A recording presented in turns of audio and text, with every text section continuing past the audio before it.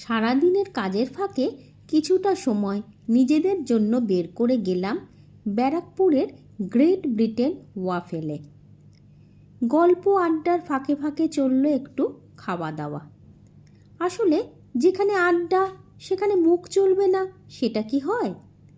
প্রথম অর্ডার দিয়েছিলাম red velvet cream cheese mini pancake. প্রথমে আমি টেস্ট করলাম, দারুণ খেতে। এরপর একে একে টুকু, তারপর সরস্বতী। আমাদের দ্বিতীয় অর্ডার ছিল পনির মাখানি পিৎজা। এর স্বাদটাও বেশ ভালো লাগলো।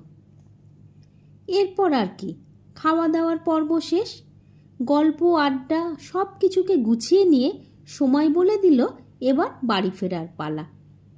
By bye, thank you.